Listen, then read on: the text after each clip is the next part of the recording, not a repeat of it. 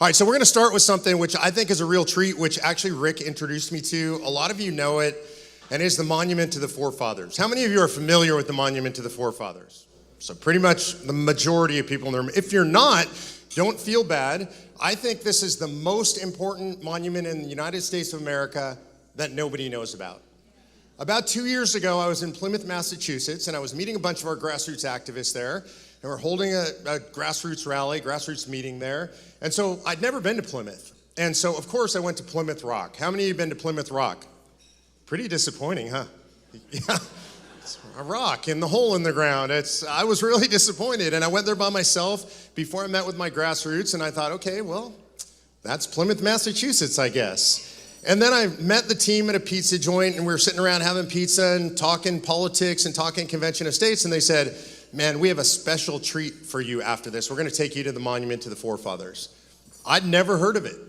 And to get to the Monument to the Forefathers, you drive through a neighborhood, just a residential neighborhood. It's not like going into a national park or something. It's literally just a residential neighborhood. And you go up a driveway and you come to a clearing in the forest, and this monument is standing there. And it's stunning. It's 81 feet tall, the largest freestanding granite monument in the United States of America, and it is spectacularly beautiful. And it took my breath away. And so we got out of the car. It was a little bit rainy day, overcast. We had umbrellas, and we had somebody who lived in Plymouth that was there that knew the monument well and gave us a tour of the monument. Now imagine, to give you the scale, literally if you're standing next to this thing, you're going to be about this tall, literally down at the first level of stone. So this thing is gigantic. And just the fact that I didn't know it was there and it was this beautiful, massive monument was kind of blowing my mind.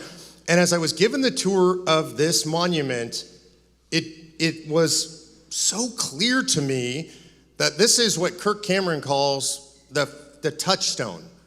This is the foundation of the American system of governance. It's contained in this monument. And what that means is if we drift away, if we forget where we came from, if we forget the country's foundations, we can go here. You can look at this model. You can look at the ones on your table. You can study it, and you can know how our government was intended to be. The monument was built in the 1860s, really stopped during the Civil War. Abraham Lincoln was one of the original donors to the building of this monument, and it was to the Pilgrims. Because the Pilgrims came over, and in mind, and they had been trained, was a certain system of governance, and it was the governance given to the Hebrews, to the Israelites, by God. It's really extraordinary, right? We're not a Judeo-Christian country, right? Except for this is the system that the Pilgrims brought over with them. So I'm going to just briefly kind of run through this. If you want to know the whole story, you can get the movie Monumental from Kirk Cameron. Tells the whole story beautifully. I can't do it the justice that Kirk does, but I've studied under him because I think it's so cool. So I'm going to start with this. On top of this monument, what you see is a statue called Faith. And the most important thing about Faith is that she is pointing to the heavens. Because everything begins with faith and our faith in God. We can't have a system of governance without faith in God. If you look in her hand, this is a Bible. Importantly, it's the Geneva Bible. The Geneva Bible, if you don't know, is the first study Bible. Literally, is the first Bible with commentary. It had the verses numbered. So this is how they knew how to study the Bible. Really incredibly, 4 figures around it quickly. In the back here, not facing you guys, is law. Interestingly, law is directly under the Geneva Bible, right? And the guy who's doing the law, he's got the laws in his hand. All just and righteous laws come from where? From the Bible and from God. And that's why law sits underneath the Bible. Right here, what we have is morality. Morality is a female because generally speaking, morality in our society was intended to be passed from the mother through to the children. And so what she has in her hand is she has the 10 Commandments and the scriptures, the New Testament. Why? Because the whole thing matters, right? It's not one or the other, it's both. And she's there to teach that to the children. Over on this side, we have education. Again, a female figure intended to pass education on to the children. And quickly moving on, so I'm not gonna do all the detail. This is Justice. He's my favorite figure. I like to lift weights. He's pretty ripped. I wanna look like this guy. He's wearing the full armor of God. He's got a sword in his arm. You'll notice that the sword is sheathed because it's a time of peace for them. They have escaped tyranny. They've come to the new world. Over his shoulder is the pelt of a lion. There's a lion's claw over here. You can see the head hanging down here. That's intended to represent the United Kingdom, the British Empire that had held them under tyranny. And he has vanquished the tyrants. You'll see he's vigilant. His eyes look forward because he's protecting everything else. It takes a vigilant, what we call justice man, to protect all the other elements of this. It's in honor to the Mayflower. What you'll see is you've got pieces all around on each corner that represent moments in the Pilgrim's history. It's incredible. I'm not doing it justice. I'm just giving you an overview. But if you want to understand in granite, permanently, the structure of American governance that makes this country so extraordinary, that is a gift from God brought over by the Pilgrims, then you need to understand the monument to the forefathers. Again, you have them on your table, so feel free to examine those. Get the materials from Kirk Cameron, kirkcameron.com. You can actually buy these monuments. You can buy a booklet about it. You can buy the video. To me, I've told this story hundreds of times. I actually take mine out and travel with it. I've got the big one just like this. To me, that gives me my roots as an American. I mean, it's pre-America, but these are our roots as America. It's not the 1619 Project, in case you're wondering. This is really where it comes from. You know, when I came into this room tonight, it's an overwhelming emotional experience. And I haven't been through what you've been through. I haven't been to Patriot Academy. I haven't sat there on the floor with you, but to walk in this room, the first thing that I felt was, I felt last year. And the first banquet that I've been to for y'all was last year. Last year was extraordinary. And it was extraordinary. They're all extraordinary, but last year, Patriot Academy was canceled. It was literally canceled. It was over, it was done, it was not gonna happen. And what I saw in this room was one of the most extraordinary things I'd ever seen, which is the students said, no. Not Rick, not Nathan, the students. How cool is that? So last year's banquet was the uncanceled banquet. Really, so I sat here in this room last year and I thought, you know, I don't know adults that would do this. It wasn't, like I said, it wasn't Rick. I wouldn't have done that. If I got the call and I was told it was canceled, it'd be kind of like, all right, well, I'm disappointed, but we're going to have to do it next year. And the students scrambled and they made it happen. And there were folks who helped and families who jumped in. But it was so extraordinary because what you saw in that is the root of the American system of governance. What you saw was self-governance. And this is a fundamental thing in America, is the idea of self-governance. This is one of the things that sets America apart from everybody else. A lot of folks in this room traveled all over the world. You've been to countries in South America, Central America, Asia, Europe, all over the planet. The one facet of our system of governance that you'll never find anywhere else is this idea of self-governance. You know, if you're an American, and I've done this, and you're in Japan and you walk into a restaurant, you got a group of people with you, and let's say you got 8 people with you, and you see a couple of tables sitting next to each other, and there's 4 seats around each table. If you're an American, you'll walk in, and you'll do what they call the ugly American thing, and you'll push those tables together, and you'll make an 8-top table for you and your friends, right? If you're in Japan, you just freak out the entire restaurant. What are you doing? You have to ask the boss. You can't do that on your own. You know, you don't have that authority. America's like, what? We needed 8 seats at a table. We are the original DIY nation. Right? What do you mean you can't go to a new continent and build a country? Of course we can, right? There are Home Depots over there, right? But this is what we've always done as a country. It's pretty extraordinary. If you think about the history of America, people come across an ocean to an unknown land. They carve first colonies, big cities, ultimately thriving in industries out of nothing, out of the wilderness. And they do it themselves. And when they come here, they don't have a system of governance in place. Benign neglect from the crown. They're thousands of miles across an ocean. This is so fascinating to me how this country starts out of this idea that they have to do it themselves. I know Rick has told this story. I tell this story all over the country. My favorite patriot out of the American Revolution, you won't find a cigar named after him. You won't find any books written about him. You won't find any shows or movies made about him. His name's Captain Levi Preston. I love Levi Preston so much, my dog's name is Levi Preston. The reason I love Levi Preston so much is he was just a regular guy.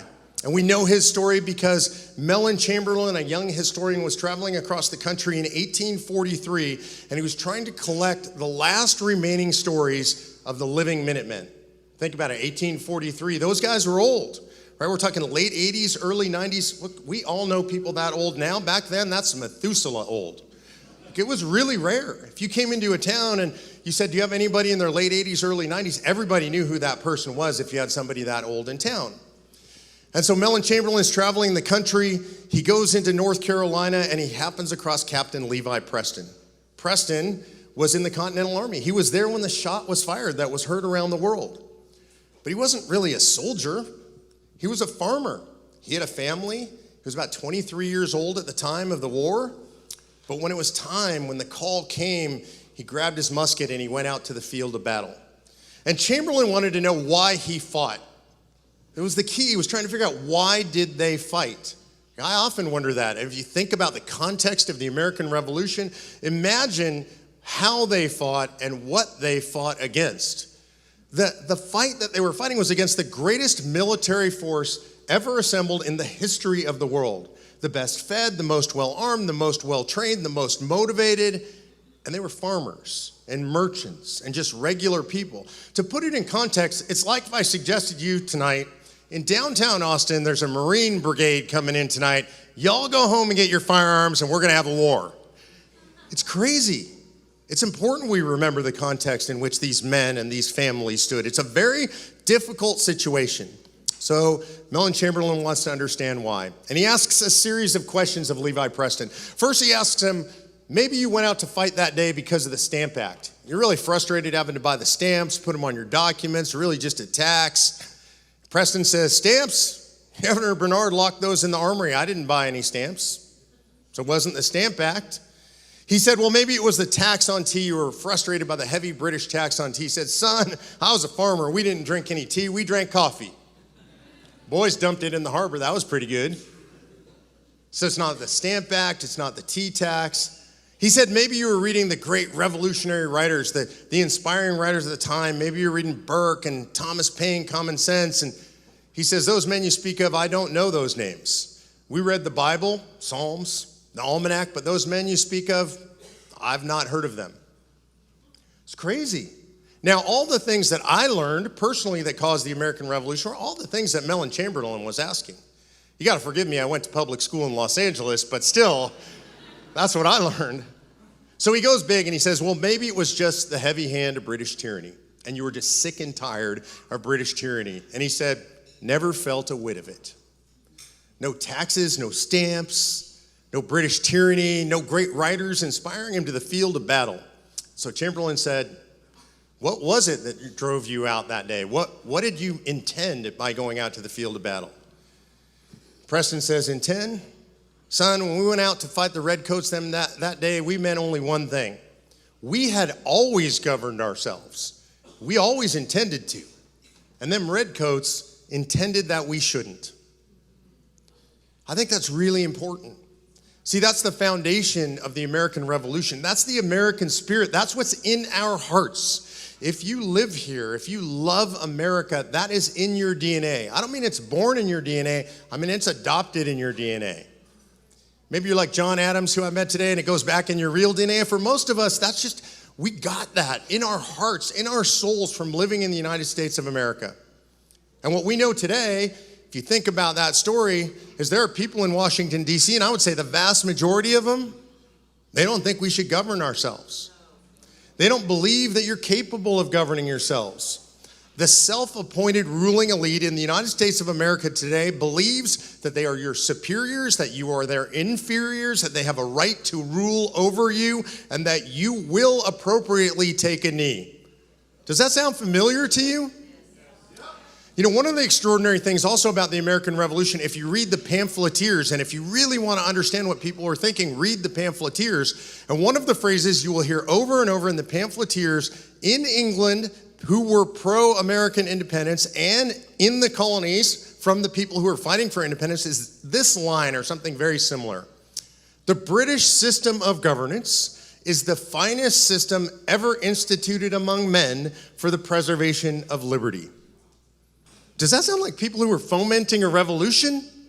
It sounds like people who love their government, who believe in their system of government. Remember, they were members of the highest form of civilization ever to exist. They were proud of British theater and British music and British culture and the British system and history of governance.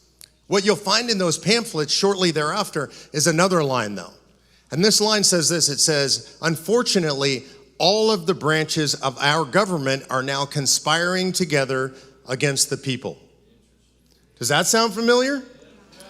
See, because the fight that we're in today is not a fight because we don't believe in our system of governance. It's not a fight because we don't love our system of governance. I would say unequivocally, we live in the finest system of governance ever instituted by man for the preservation of liberty. It's just that all three branches of government are conspiring against the citizens at this point. So that's the fight we're in. It's important that you understand that it's the same fight that we've always fought in this country.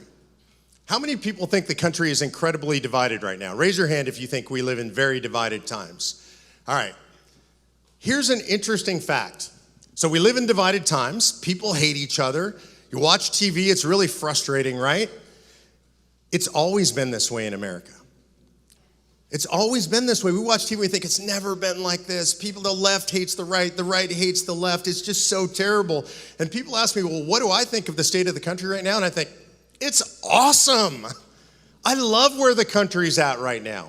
And I know that seems weird, so let me explain why. Let's do a quick trip through history, through American history. If you go back pre-revolution, and you were to stand in the colonies and you were talk to people about people in other colonies, primarily what they would say is, those people are blasphemers. The Pennsylvania Quakers are crazy, right? And it was mostly Christian sectarianism. Rhode Island is rogue. We don't even know what those people are thinking.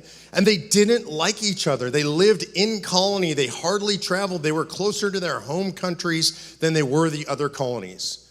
And yet they joined arms and they fought against the king. Why did they do that? Because it was an existential threat. I want you to remember that. There's a through line in our history of existential threat. So they get together, they fight against the king, and they're victorious.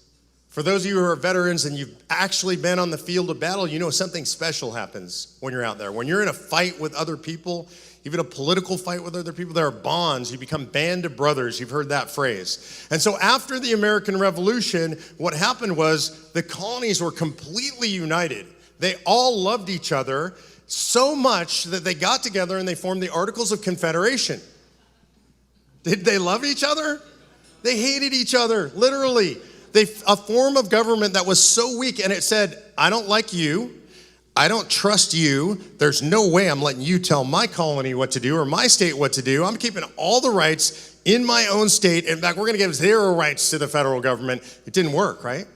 Because they didn't trust each other, because they didn't like each other, they formed a government that didn't work. They had to come back. So 1787, they come back together, they get into convention. It's an extraordinary event. You know the history. They got along so well. They drank ale together. It was like a big party for 90 days. Nobody wanted to go home because they loved each other so much. They didn't like each other. They made all kinds of accusations against each other. There were personal rivalries. It was North versus South, slave versus non-slave, big state versus small state, commercial interests versus each other. The rancor was incredible. It was so bad 3 times they thought it was going to be over and they were going to have to go home. And in the end, they formed a government. And I think what's magic about this is they created a form of government intended specifically and forged out of, by, and between people who don't like each other. Federalism is a government for people who can't get along. But in 1787, look, there are threats. The England is still a threat to the colonies and to the nascent nation, right? Spain is actually a threat. France, our erstwhile ally, would be happy to take over the states and make it part of France. So there are existential threats, and they recognize that we have to do some limited stuff together just enough to keep the country together, just enough to protect the country, just enough to keep the overseas threats at bay if we're going to have a nation. Federalism, the best system of government ever organized among men for the preservation of liberty. So immediately after 1787, they go out, it takes a couple years, we get the Constitution ratified, and then, thank God, everybody loves each other, right? It's total peace across the nation, everybody likes each other, and it lasts for a really long time. In fact, they love each other so much that in the 1860s, we get a civil war. Literally, 700,000 injured or killed. Brother against brother, state against state, the nation is divided, and ultimately out of that, we force a union on half of a nation. That's how much we love each other. Now, the good news is immediately after the Civil War, everybody loves each other. Are you getting a theme here?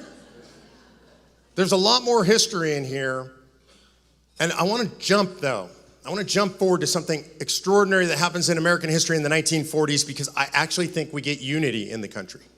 We get World War II, and it is shared sacrifice all over the country. Everybody knows people who go off to war, families. Almost everybody loses people in the war. There's recycling going on. There's saving bonds being bought. Women are in the workforce in a way they never have been before. It is a shared experience nationally.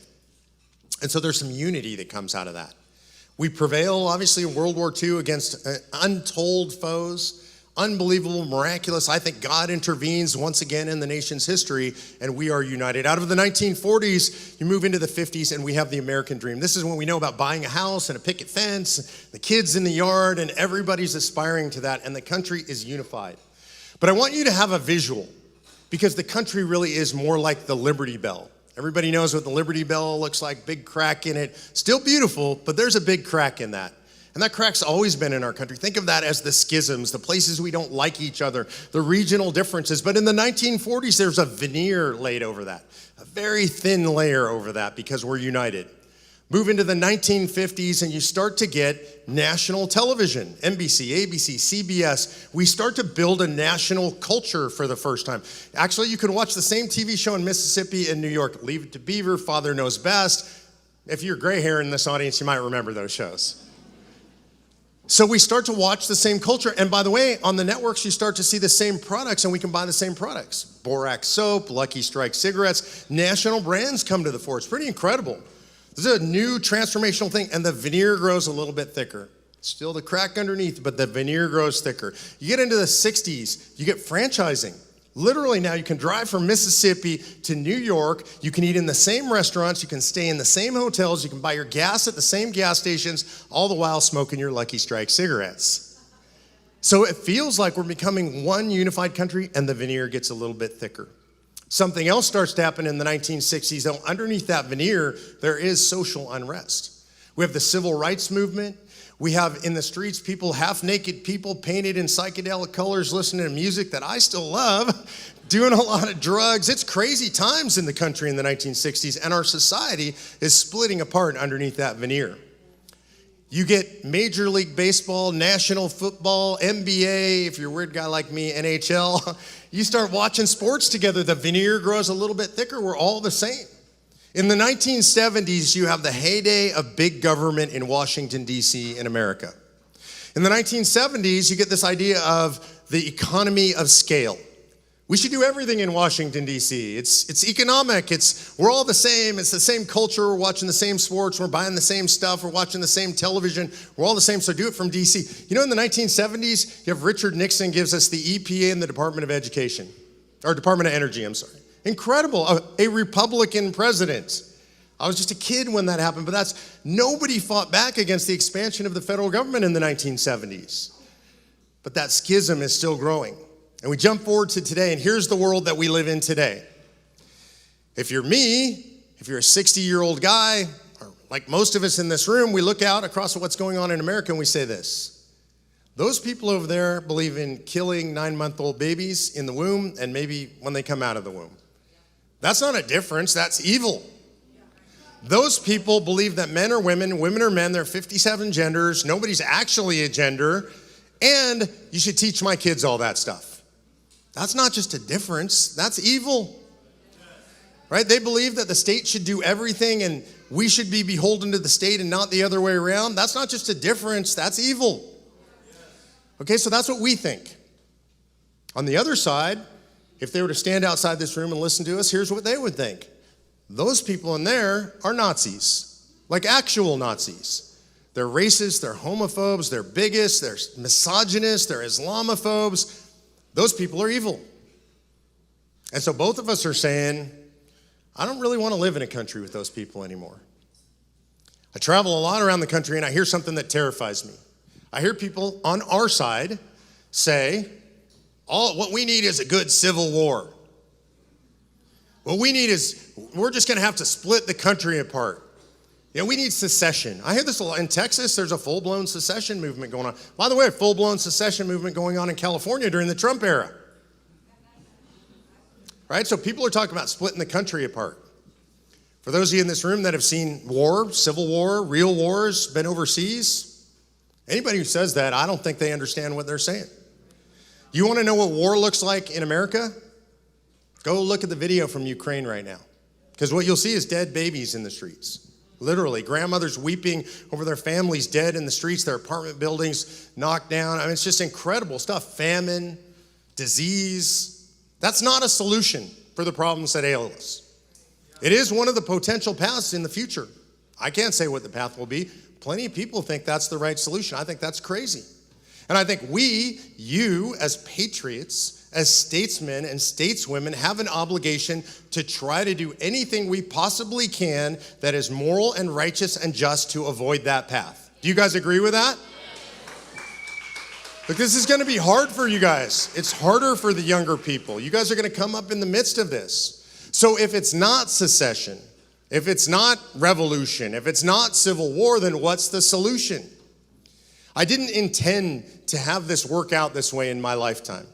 When I started Convention of States, I just thought, look, we need to take the power away from the federal government and give it back to the people. That made sense to me. Elections, though we need to be in them, we need to fight in them, we need to elect the best people they can, they haven't been working that well for us, even with the best of them.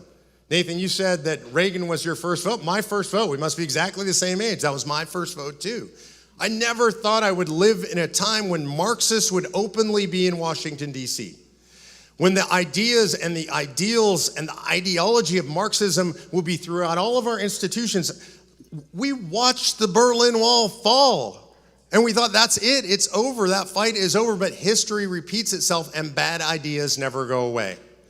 So if it's not revolution, if it's not civil war, if that's not the solution, if politics as usual are not the solution, there's got to be something. And the founders left it for us. Young people call these Easter eggs in video games. They left us an Easter egg in the Constitution. They said, if it ever gets bad enough, man, this is it. You have the power to restrain the federal government. You have the power to engage in that fight. You have the power to do it. You can call a convention, you can propose amendments, and you can restrain federal tyranny. This is what they intended for us. I do hear occasionally from folks on the right, probably some people in this room, they'll say, you know what, it's so scary. Like calling a convention, I mean, you don't know what could happen. I'm going to be a little strong here, and I apologize because I consider you all friends and family. There were people who said that at the time of the American Revolution too. It's too scary. We can't face the British, biggest fighting force, best army in the history of the world. How could we possibly do that? We don't know what will happen. I already heard the quote up here tonight, John Quincy Adams, right? Duty is ours, the results belong to God. This is our duty. The founders gave us this. This is our obligation because frankly, we're headed this way. The country's coming apart, and the question is, are we going to do it peacefully and return to federalism, which is what calling a convention is all about, or are we going to let the country crumble? Now, I'm going to ask for your forgiveness. Because those of you in this room that are young are inheriting a world that is very difficult. It's a great time to be alive. It's fantastic, but I want you to forgive. I'm going to plead for the forgiveness for our generation. Because the older men and women, the teachers, the poets, the musicians, the politicians of our generation have forgotten. We have forgotten to look to the wisdom of the past. We have forgotten to read the great books. We have forgotten to invoke the great names from our history and to know and to memorize and to honor those stories. We, as a couple of generations, have forgotten. And so that's the bad news. And I apologize for my generation. There are plenty of us in this room. We know the books. We've read the books. We've listened to the music. We've fought the fight, but certainly not enough of us, and certainly not at the institutional level. But I'm going to leave you with the good news. The good news is every one of those people that we have forgotten as a society exists in the books, in the music, in the literature, in the great speeches, in the philosophy that you all have access to today. It's an incredible time to be alive. All knowledge in human history is in the phone that you carry around in your pocket. It's pretty extraordinary. And the question for you and the challenge for you, I think I know the answer for most of you, is will you stand and will you fight? And I will guarantee you one thing. All of us in the room who have some gray hair, who are older, who have been around a while, will stand and fight with you. And this is how seriously I take that. I started with this, the idea that we pledge our lives, our fortunes, and our sacred honor. One of the most incredible things I saw in the room tonight is the sense of family, of camaraderie, of how much you love each other because of your shared experience, because of learning this stuff together, because of being in the fight together. So I would ask that you do this. Every night, literally, before I go to bed, I look in the mirror and I pledge my life and my fortune and my sacred honor. For me, I pledge it to all the grassroots people in this country that are in the fight. Everybody who is in this room, to my friends, to the people that I know, to the people who I've hugged and shake their hands and looked in their eyes, to many, many thousands more who I've never met. And here's what I mean by that. And this is why I take that so seriously. When I say to you, what I'll say to you tonight, I personally pledge my life, my fortune, and my sacred honor to you. And you especially, you, everybody in this room. What I mean by that sincerely, genuinely, is if you need me, if you were the person who called, I said, Rick, I need Mark, and Mark said, yeah, I'll get you in touch. I will come. I will do what I can. I make no promises about what I can do. I'm one guy, we're one organization, limited amount of assets, but I will try. I will do everything in my power to help everybody in this room because you are committed to God and you are committed to saving America, and so I am committed to you. So before you go to bed tonight, I would ask you this. Look in the mirror and ask yourself if you're willing to do that. To all the people in this room, to all the experiences that you've had together, to everybody in this room, to all the patriots you know in the fight, are you willing to give that? It's not easy. Take that seriously. People will call on you, and it won't be easy. I pledge my life, my fortune, and my sacred honor to you. And I appreciate you, and it's an incredible honor to be here tonight. Rick, Kara, Green Family, Patriot Academy, I love you guys. God bless you.